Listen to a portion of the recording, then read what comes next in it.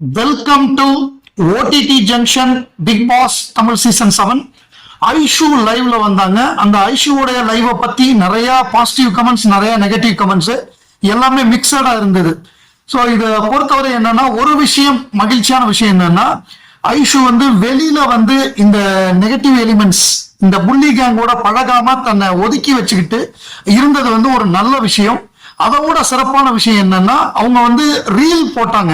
நம்ம அர்ச்சனா கொடுத்த அட்வைஸை வச்சு ரீல், அதாவது அர்ச்சனா வாய்ஸை வச்சு இவங்க ரீல் போட்டாங்க. சூப்பரா இருந்தது. என்னன்னா, வா போன்னு சொன்னப்போ வாங்க போங்க அப்படின்னு அர்ச்சனா சொன்ன அந்த இதை வச்சு ரீல் போட்டு அர்ச்சனாக்கு வாழ்த்து சொன்னாங்க டைட்டில் வின்னர் ஆனதுக்கு. ஸோ அப்பவே இவங்களோட நெகட்டிவிட்டியில 50% போயிடுச்சு. இன்னைக்கு இவங்களோட பேட்டிக்கு அப்புறம் இவங்களோட நெகட்டிவிட்டி பெருமளவு போயிடுச்சுன்னு நினைக்கிறேன். நீங்க எல்லாம் என்ன நினைக்கிறீங்க? ஏன்னா இவங்க கொடுத்த பேட்டியில இவங்க என்ன சொன்னாங்கன்னா, டைட்டில் வின்னரா அர்ச்சனா தான் வருவாங்க அப்படின்னு எனக்கு அப்பவே தோணுச்சு அப்படின்னு சொல்லிட்டாங்க. ஸோ அதுக்கு நம்முடைய பாராட்டுக்கள், வாழ்த்துக்கள், நன்றி. கரெக்டா இவங்க கணிச்சிருக்காங்க. அதாவது ஃபர்ஸ்ட் ஹாஃப்ல மாயா அல்லது பிரதீப் ஜெயிப்பாங்கன்னு நினைச்சேன், ஆனா கொஞ்சம் நாளைக்கு அப்புறம் நிச்சயமா அர்ச்சனா தான் ஜெயிப்பாங்க அப்படின்னு நினைச்சேன் அப்படின்னு சொல்லி இவங்க ப்ரெடிக்ட் பண்ணிருக்காங்க. அவங்க ப்ரெடிக்ஷன் கரெக்டா 100% கரெக்ட் ஆயிருக்கு. ஒருவேளை அர்ச்சனாக்கு பயங்கர சப்போர்ட் இருக்கிறத பார்த்து அப்படி சொல்றாங்களா இல்லையான்னு நமக்கு தெரியல. இருந்தாலும் அதை சொல்றாங்கல்ல, சொல்றதுக்கு நம்முடைய பாராட்டுகள். அதே மாதிரி உள்ள யாரு ஸ்ட்ராங்கான கண்டஸ்டன்ட்னு கேட்கிறப்ப அதுலயும் அவங்க என்ன சொல்றாங்கன்னா, பிரதீப் மாயா 2 பேரும் ஸ்ட்ராங்கான கண்டஸ்டன்ட். ஆனா எனக்கு தெரிஞ்சு ரொம்ப நல்லா தங்களை ஒரு பப்ளிக் பிளாட்ஃபார்ம்ல எப்படி நடந்துக்கணும், எப்படி பேசணும், என்ன பண்ணணும், என்ன பண்ணக்கூடாதுன்னு அதை கரெக்டா தங்களை கேரி பண்ணது 2 பேரு. ஒண்ணு அர்ச்சனா, இன்னொன்னு விசித்ரா. இந்த 2 பேரும் சூப்பரா நடந்துகிட்டாங்க அப்படின்னு சொன்னாங்க. பிடிச்ச கண்டஸ்டன்ட்னா எல்லாருமே பிடிக்கும்னு சொன்னாங்க. பட் அவங்க மாயா, பிரதீப் இவங்களெல்லாம் பிடிக்கும் அப்படிங்கிற மாதிரி சொன்னாங்க. அப்புறம் பிக் பாஸ்ல என்ன கத்துக்கிட்டீங்க அப்படின்னு கேட்டதுக்கு, யாரை நம்பணும் யாரை நம்ப கூடாது, அது நல்லா இருந்தது அவங்க சொன்னது. வெளியில வந்ததுக்கு அப்புறம் தான் யாரை நம்பணும் யாரை நம்ப கூடாது, அதாவது இந்த புள்ளி கேங்க நம்ப கூடாது, மாயா, பூர்ணிமா, நிக்சன் இந்த மாதிரி ஆளுகளை நம்ப கூடாது, இவங்க எல்லாம் கழுத்து அறுத்துருவாங்க, நம்ம முடிச்சுக்கிட்டு இருக்கிறப்ப ஈர துணியை போட்டு கரகரன்னு அறுத்துருவாங்க அப்படிங்கறது அவங்களுக்கு புரிஞ்சிருக்கு. சோ இந்த கும்பல் முதுகுல குத்துற கும்பல், நம்மளை பயன்படுத்தி பகடக்காயா பயன்படுத்தி நீங்க 2 பேரும் லவ் ட்ராக் பண்ணுங்க அப்படின்னு தூண்டி விட்டு இவங்களை லவ் ட்ராக் பண்ண விட்டு, அதுக்கப்புறம் நீங்க லவ் எல்லாம் பண்ண வேண்டாம்னு கட் பண்ணி விட்டு, அப்புறம் மக்களுக்கு பிடிக்காத அளவுக்கு என்னென்னலாம் அவங்க பண்ண வைக்கணுமோ அதை பண்ண வச்சு அவங்கள வெளியில அனுப்பிச்சு விட்டாங்க. அது நிக்சனா இருக்கட்டும், இது ஐஷுவா இருக்கட்டும், அவங்களை இதெல்லாம் மூல காரணமா இருந்தது மாயா தான். மாயா அழகா எல்லாரையும் பயன்படுத்தி ஃபைனல் வரைய போயிட்டாங்க. பட் இருந்தாலும் அவங்க 3வது இடத்துக்கு தான் வர முடிஞ்சது. ஸோ இந்த மாதிரிலாம் துரோகம் பண்ணதுக்கு அந்த இடம் கிடைச்சது அவங்களுக்கு. ரெட் கார்டு கொடுத்து ஒருத்தனை வெளியில அனுப்பிச்சு வச்சாங்க. ஸோ எல்லாத்துக்கும் சேர்த்து அந்த இடம் கிடைச்சது. ஸோ இதை கரெக்டா அவங்க சொன்னாங்க. இவங்களெல்லாம் நம்ப கூடாதுன்னு நான் புரிஞ்சுக்கிட்டேன், இவங்க மோசமான கும்பல் அப்படிங்கிறத கரெக்டா புரிஞ்சுக்கிட்டாங்க. அதுக்கப்புறம் அவங்களோட ஃபேவரட் மூமெண்ட்ங்கிறது அந்த ஒரு ஸ்டார் ஜெயிச்சாங்க. Best choreographer, best dancer. நான் கமல் சார்கிட்ட சொல்லிட்டு போனேன், என் டேலண்ட்டை ப்ரூவ் பண்றதுக்கு ஒரு இதுவா யூஸ் பண்ணிப்பேன் அப்படின்னு. அது நல்லா மறக்க முடியாத மூமெண்டா இருந்தது. அப்புறம் கமல் சார் வர்ற மூமெண்ட் எல்லாமே எனக்கு சர்ரியலா இருந்தது அப்படின்னு சொன்னாங்க. அதுக்கப்புறமாக அவங்க இன்னொரு விஷயம், இதுல இருந்து நீங்க கத்துக்கிட்ட விஷயம் சொல்லிட்டாங்க. ஸோ அதுதான் இந்த கும்பலோட இது பண்ணணும் அப்படின்னு. அதுக்கப்புறம் நீங்க ஆடியன்ஸுக்கு என்ன சொல்றீங்கன்னு கேட்டாங்க.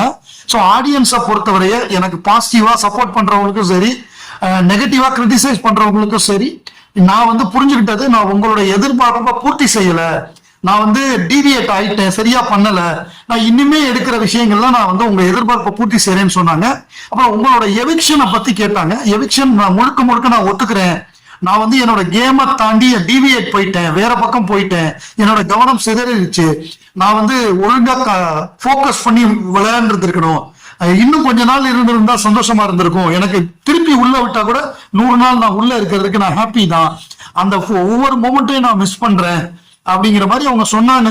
அதாவது ஃபோக்கஸ் போயிடுச்சு, எதுக்கு போனோமோ அதை மறந்துட்டு அவங்க நிக்சனோட இது பண்ணது, இந்த லவ் ட்ராக்கு, இதெல்லாம் தான் அவங்களுடைய வீழ்ச்சிக்கு காரணம். மிகப்பெரிய எதிர்ப்பை சம்பாதிச்சுட்டு வந்தாங்க. எதிர்ப்பை சம்பாதிச்சுட்டு வெளியில மிகப்பெரிய ஒரு மன்னிப்பு கடிதம் கொடுத்து கொஞ்சம் கொஞ்சமா விலகி இருந்து அந்த எதிர்ப்புல இருந்து கொஞ்சம் கொஞ்சமா அந்த ஹேட்ரட் வெறுப்புல இருந்து அவங்க கொஞ்சம் கொஞ்சமா இதுவாகி இப்ப கொஞ்சம் பாசிட்டிவா தைரியமா வந்து ஒரு பேட்டி கொடுக்குற லெவலுக்கு வந்திருக்காங்க. இந்த தைரியம் இந்த ஒரு ஒரு அக்செப்டன்ஸ் கூட புள்ளி கேங்குக்கு இல்ல. புள்ளி கேங் பூர்ணிமாவோ ஜோவிகாவோ பூர்ணிமாவோ இவங்க மாயா ஆறு ஜோவிகா ஆறு பூர்ணிமாவால வந்து பேட்டி கொடுக்க ஒரு விஜய் டிவி இன்ஸ்டாகிராம் பேஜ் அவங்க வந்து ரொம்ப சாதாரணமான கேள்விதான் கேட்பாங்க, கஷ்டமான கேள்வி கேட்க மாட்டாங்க. அவங்கள்ட்ட வந்து ஒரு பேட்டி கொடுக்கறதுக்கு கூட ஒரு திராணி இல்லாத ஊரை விட்டு ஓடி போய் வெளிநாட்டுல ஒளிஞ்சிக்க கூடிய லெவல்ல தான் இவங்க எல்லாம் இருக்காங்க. சோ இவங்க எல்லாம் புரிஞ்சுக்கணும் உங்களோட இடம் என்னன்னு. இந்த வெறுப்புல இருந்து நீங்க என்ன பரிகாரம் பண்ண போறீங்க, யார்கிட்ட மன்னிப்பு கேட்க போறீங்க, எந்த கோயிலுக்கு போய் உங்களுடைய பாவத்தை எல்லாம் கழுவ போறீங்க அப்படிங்கறதெல்லாம் தெரியல. மக்கள் எப்ப இதெல்லாம் மன்னிக்க போறாங்க, மக்கள் மன்னிப்பாங்களான்னு எனக்கு தெரியல. சோ அந்த அளவு நீங்க வெறுப்பை சம்பாதிச்சு வச்சிருக்கீங்க. உங்களுடைய நெகட்டிவ் ஆட்டிடியூடு, உங்க திமிருத்தனமான குணம், மத்தவங்களை மட்டமா நினைக்கிறது, மத்தவங்களை வந்து முட்டாளா நினைக்கிறது, நம்ம தான் உலகத்திலே புத்திசாலின்னு நினைக்கிறது, இந்த மாதிரி காரியங்கள் தான் உங்களுக்கு வந்து இந்த அளவு மக்கள் மத்தியில வெறுப்பை ஏற்படுத்தியிருக்குன்னு நான் நினைக்கிறேன். சோ ஐஷுவோடைய லைவ் வர்றாங்க அப்படின்னு போட்ட உடனே அதுல வந்து சில கமெண்ட்ஸை நம்ம பார்ப்போம். பாசிட்டிவோ நெகட்டிவோ என்ன இருக்கோ நான் படிக்கிறேன், எதையும் நான் சென்சார் பண்ணல. Aishu, nice thing you have done. You have distanced yourself from all negative, bad elements. You are real on Archana after title is awesome. Never associate with the bully gang. அப்படின்னு tweet. இந்த சீசன்ல பிடிக்காத ஒரே ஆள் this girl only அப்படின்னு ஒருத்தர் போட்டிருக்காரு. To be very honest அப்படின்னு ஒருத்தர் போட்டிருக்காரு. எப்படியும் பேசுனது ஒன்னும் புரியாது, கேட்டா மலையாளி ஆர்த்தடாக்ஸ்னு சொல்லுவீங்கன்னு ஒருத்தர் போட்டிருக்காரு. பிபி போவாம இந்த இந்நேரம் ஜோடியில டான்ஸ் ஆடி இருக்கலாம் அப்படின்னு ஒருத்தர் சொல்றாரு. நெகட்டிவ் கமெண்ட்ஸ் எல்லாம் இக்னோர் பண்ணு பேபி, பாசிட்டிவா மட்டும் லிஃப்ட் பண்ணு பேபி அப்படின்னு சொல்லி ஐஷு ஃபேன் பேஸ் அப்படின்னு ஐஷுவோட ஃபேன்ஸ் வந்து ஒரு ஐடி இருக்கு, அவங்க சொல்லியிருக்காங்க. ஓஎம்ஜி எதிர்பார்க்கவே இல்லைன்னு ஒருத்தங்க சொல்லியிருக்காங்க. அவங்களும் ஐஷு ஃபேன் மாதிரி தான் தெரியுது. டிப்ளமேட்டிக்கா ஆன்சர் பண்ணாம இருந்தா போதும், வெயிட்டிங் அப்படின்னு ஒருத்தர் போட்டிருக்காங்க. நிக்சன் ஆவடிக்கு வர சொன்னாரே போனீங்களான்னு ஒருத்தர் போட்டிருக்காரு ஸ்மைலி போட்டு. அப்புறம் நிக்சன் மாயா பூர்ணிமா எல்லாம் உங்களை பிளான் பண்ணி தூக்கி வெளியில போட்டாங்க, அத வந்து நீங்க என்ன நினைக்கிறீங்க, அதை பத்தி என்ன நினைக்கிறீங்க ஆங்கர், இந்த கேள்வி நீங்க கண்டிப்பா கேட்கணும்னு சொல்லி மணி ரவீனா அப்படின்னு ஒரு ஐடி, மணி ரவீனா ஃபேன்ஸ். ஐஷு கொஸ்டின்லாம் இல்லைங்க, ஹாப்பியா இருங்க, இக்னோர் நெகட்டிவிட்டி அண்ட் என்ஜாய் பண்றோம் life. What do you feel about Nixon now? Baby girl waiting for you, come on girl love you so much அப்படின்னா இன்னொரு ஐஷா, அதே ஐஷு ஃபேன் பேஸ் தான் போட்டிருக்காங்க. உங்களுக்கு பிபில பிடிச்ச கண்டஸ்டன்ட் யாருன்னு கேட்டிருக்காங்க. காண்ட் வெயிட் ஃபைனலி டோரா அப்படின்னு ஒருத்தங்க போட்டிருக்காங்க, அவங்களும் ஐஷு ஃபேனு. ஆஃப்டர் பிபி மாயாட்ட பேசுறீங்களா அப்படின்னு கேட்டிருக்காங்க. அவங்க பேசல, யார்கிட்டயுமே பேசல, யாரையும் நேரையும் பார்க்கல. வாட் இஸ் யுவர் கோல் ப்ரொஃபஷனல்னு ஒருத்தர் கேட்டிருக்காரு. Aishu give some hint, smile behind your strength being okay அப்படின்னு கேட்டிருக்காரு. அவங்க ஓகே தான், நல்லா தான் இருக்கேன்னு சொல்லிட்டாங்க, ரொம்ப நல்லா இருக்கேன்னு சொல்லிட்டாங்க. ஸோ அவங்க புரிஞ்சுக்கிட்டாங்க இந்த மாதிரி நெகட்டிவ் எலிமெண்ட்ஸோட நம்ம பழகக்கூடாது.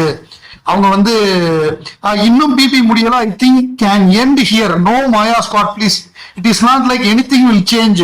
அதாவது இந்த மாயா ஸ்குவாட திருப்பி கூப்பிட்டா கூட அவங்க வாழ்க்கையில திருந்த மாட்டாங்க, அவங்களெல்லாம் கூப்பிடாதீங்கன்னு சொல்லி ஒரு அருமையான கமெண்ட்டை போட்டிருக்காங்க. ஐஷுவுடைய லைவை பத்தி உங்களோட கருத்து என்ன?